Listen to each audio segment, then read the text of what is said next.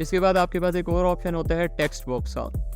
अब text box option क्या करता है कि अगर मैं आपसे कहूँ कि मुझे बताएं कि अगर मैं आपसे कहूँ कि सिर्फ इस जगह के ऊपर आप कुछ लिखें तो आप कैसे लिखेंगे। आप यहाँ पे आएंगे, इंटर इंटर इंटर प्रेस करेंगे यूं करके, फिर टैब प्रेस करेंगे ऐसे ऐसे करके, ठीक है, और फिर यहाँ पे कुछ लिखेंगे, फिर इंटर, फिर टैब। कितना मुश्किल है, लेकिन इसका आसान तरीका क्या है। आप यहाँ पर आएँ, टेक्स्ट बॉक्स पर एक मरतबा क्लिक करें, ड्रॉ अ टेक्स्ट बॉक्स पर क्लिक करें और जहाँ पर आप टेक्स्ट लिखना चाहते हैं, फॉर एग्जांपल मैं इस जगह पर लिखना चाहता हूँ, तो जिस तरह शेप को ड्रा किया करते थे इस तरह टेक्स्ट बॉक्स को ड्रॉ करें और उसमें जो भी कुछ आपने लिखना है आप लिख दें।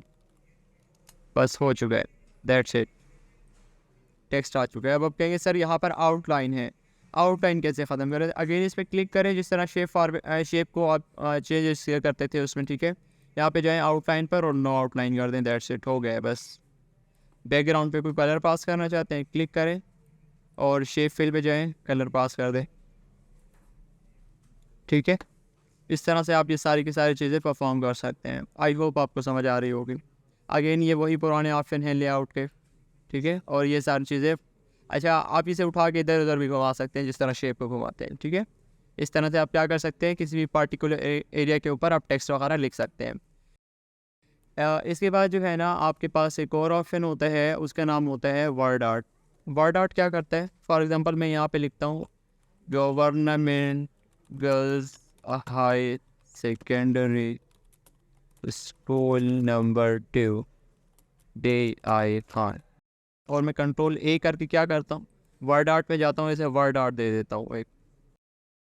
तो वर्ड आर्ट वाला पैनल ये होता है, ठीक है। यहाँ से आप वर्ड के आर्ट वगैरह एडजस्ट करा सकते हैं। यहाँ से आप इसकी क्या कर सकते हैं, कलर वगैरह यहाँ से चेंज कर सकते हैं, कलर वगैरह आप यहाँ से चेंज कर सकते हैं। यहाँ से इसका आप आउटलाइन कलर चेंज कर सकते हैं इस तरह से। यहाँ से आप इसको शेडो वगैरह, रिफ्लेक्शन, ये सब चीज़ें मैं आपको ऑलरेडी बता चुका हूँ। नई चीज़ क्या है, नई चीज़ है इसमें ट्रांसफॉर्मेशन। आप इसको ट्रांसफॉर्म भी कर सकते हैं। फॉर एग्जांपल मैं इस तरह से ट्रांसफॉर्म करना चाहता हूँ तो ये इस तरह से हो गया है। मैं फॉर एग्जांपल इस तरह से ट्रांसफॉर्म करना चाहता हूँ तो ये इस तरह से हो गया। मैं फॉर एग्जांपल इस तरह से ट्रांसफॉर्म करना चाहता हूँ तो ये इस तरह से हो गया।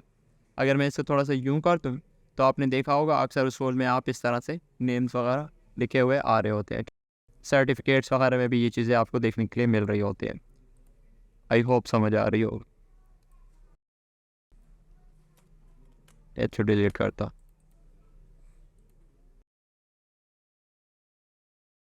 इससे आप क्या कर सकते हैं, अच्छा यहाँ पे एक और ऑप्शन होता है ये वाला टेक्स्ट डायरेक्शन। यहाँ से आप टेक्स्ट डायरेक्शन चेंज करते हैं इस तरह से, देखें अभी डायरेक्शन चेंज हो रही है, ठीक है। टेक्स्ट अलाइन कर सकते हैं कि मिडल में चाहते हो, बॉटम पे चाहते हो, कहाँ पे चाहते हो, ठीक है। उस हिसाब से आप इसको एडजस्ट करा सकते हैं।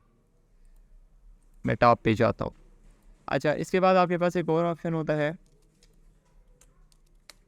और वो ऑप्शन क्या होता है, वो ऑप्शन होता है ड्रॉप कैप का।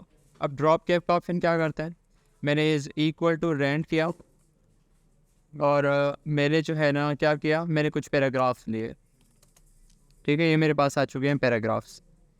अब ड्रॉप कैप का ऑप्शन क्या करता है, अगर आप पैराग्राफ की फर्स्ट लाइन पे एक मरतबा यूँ करके क्लिक करें तो आपके पास ड्रॉप कैप का ऑप्शन आ जाता है ना। आप ड्रॉप कैप पे यूँ जाएँ और यहाँ पर क्या कर दें, यूँ कर दें ड्रॉप। तो देखें आपके पास जो पहली लाइन का जो पहला वर्ड था उसका जो फर्स्ट लेटर था वो जो है ना थोड़ा सा बड़ा हो चुका है। अब बड़ा होने का क्या फ़ायदा हुआ, इससे जो है ना हमारा जो डॉक्यूमेंट होता है उसकी जो थोड़ी बहुत प्रेजेंटेशन होती है वो बेहतर हो जाती है, ठीक है।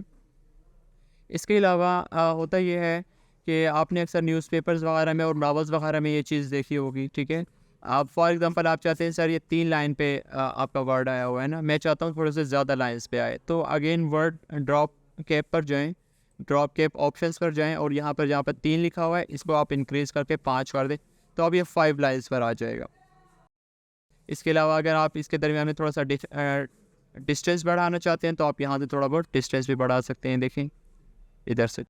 अगर आप चाहते हैं कि ये बिल्कुल ऐसे ना हो, बल्कि मैं इसे कंट्रोल Z करता हूँ एक बार, मैं चाहता हूँ कि ये बिल्कुल बाहर आ जाए ना, तो बाहर कैसे करेंगे, इस तरह से, ठीक है। ये ऑप्शंस आप इजीली यूज़ कर सकते हैं कि जैसे ही आप सिग्नेचर लाइन पर यूँ पर क्लिक करते हैं तो आपके पास इस तरह का एक इंटरफेस ओपन होकर आ जाता है।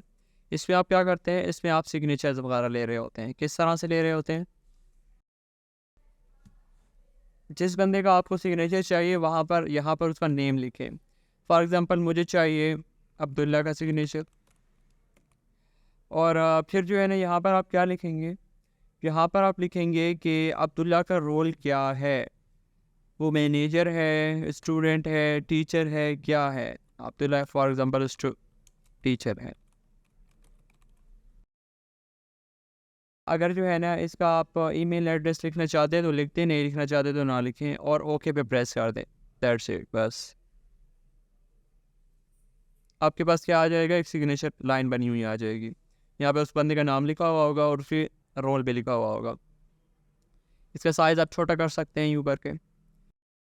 अगेन आप चाहेंगे कि सिग्नेचर तो इस जगह पर होते हैं पेज के, तो आप इसे यहाँ पर करना चाहेंगे तो आप क्या करेंगे, पिक्चर फॉर्मेट पे जाएं, पोजीशन पे जाएं, ये पोजीशन करते हैं। दैट्स इट, बस वो बैक।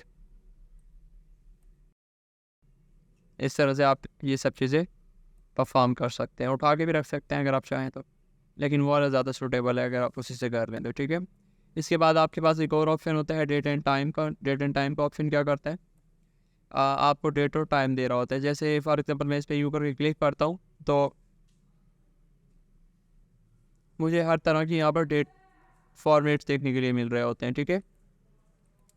जिस फॉर्मेट में भी आपको डेट चाहिए आप उस फॉर्मेट में ले सकते हैं।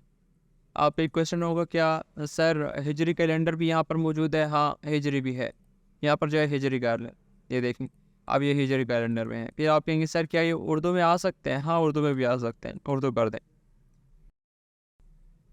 इस तरह से ये देखें रमज़ान है आज।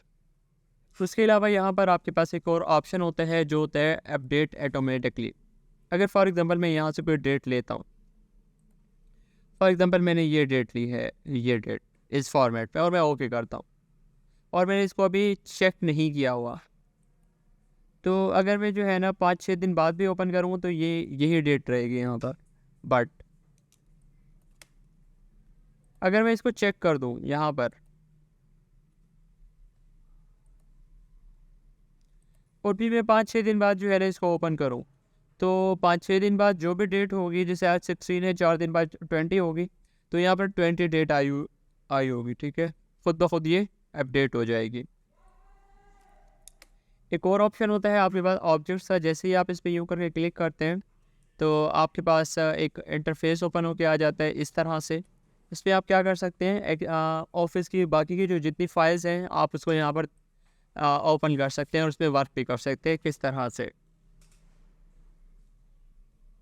मैं फॉर एग्जांपल एक एक्सेल की शीट ओपन करना चाहता हूँ, मैंने इस पर यूँ करके क्लिक किया और ओके किया, तो मेरे पास यहाँ पर एक्सेल की शीट ओपन होके आ गई है। ये वर्ड के अंदर ओपन होके आई है, ठीक है। अब मैं यहाँ पे वो सारे काम कर सकता हूँ जो मैं एक्सेल के अंदर कर सकता हूँ, देखें, ठीक है।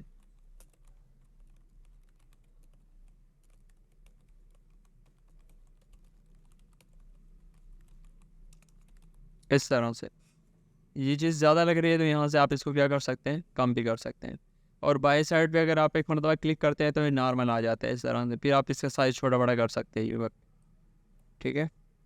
दोबारा इसको एडिट करना है, इस पर डबल क्लिक करें,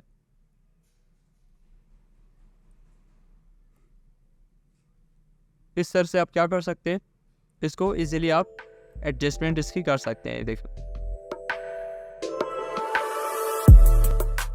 इसके बाद आपके पास एक और ऑप्शन होता है इसी के अंदर। यहाँ पर अगर आप देखें text from a file, text from a file क्या करता है, आपके पास अगर कोई और वर्ड के डॉक्यूमेंट्स वगैरह बने हुए हैं ना, जैसे फॉर एग्जांपल एक ये डॉक्यूमेंट बना हुआ है, एक ये बना हुआ है और एक ये, मैं इन तीनों डॉक्यूमेंट का टेक्स्ट इसके अंदर लेके आना चाहता हूँ, तो बस मैंने इन तीनों को सिलेक्ट किया और इंसर्ट किया, आ गए हैं, तीनों का टेक्स्ट आ गया है। देखो इन तीनों में बस ये टेक्स्ट था, इससे ज़्यादा होता है, इससे ज़्यादा आ जाता है।